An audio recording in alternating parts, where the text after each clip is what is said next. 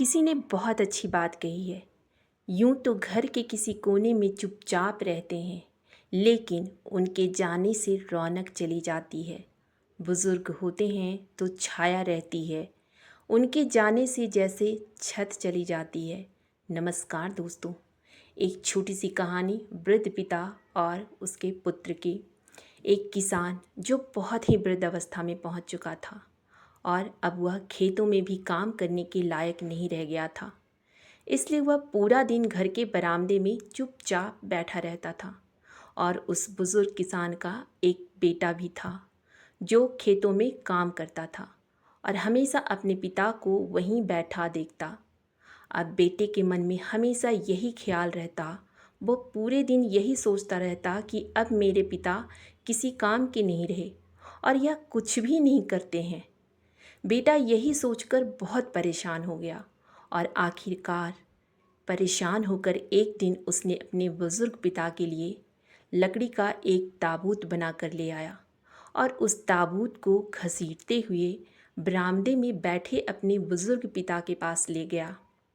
उसके बाद उसने अपने पिता से उस ताबूत के अंदर लेट जाने के लिए कहा। बुजुर्ग पिता बिना एक शब्द बोले ताबूत के अंदर जाकर लेट गए। तो बेटे ने ताबूत का ढक्कन बंद कर दिया और उस ताबूत को घसीटते हुए खेत के किनारे एक ऊंची चट्टान पर ले गया।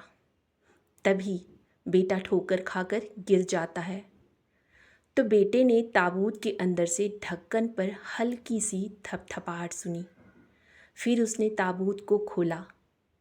बेटे ने देखा, अभी भी शांति से लेटे हुए पिता ने अपने बेटे की ओर देखा और बहुत ही हल्की आवाज़ में कहा, मुझे पता है बेटा, तुम मुझे चट्टान से नीचे फेंकने जा रहे हो, लेकिन क्या ऐसा करने से पहले मैं तुम्हें कुछ सुझाव दे सकता हूँ? बेटे ने झल्लाते हुए कहा। क्या है, बोलिए।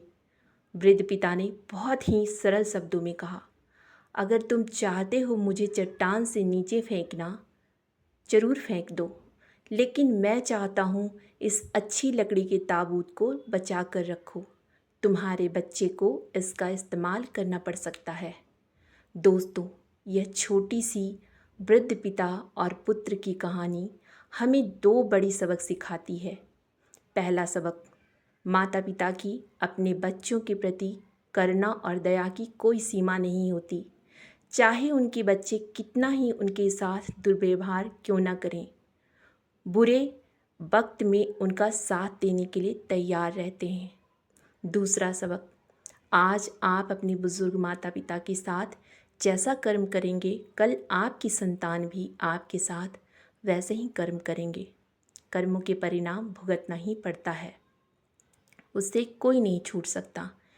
इसीलिए तो कहा गया है, निकाल फेंकती है दहलीज के बाहर, बढ़ती उम्र सगी नहीं किसी की होती। धन्यवाद।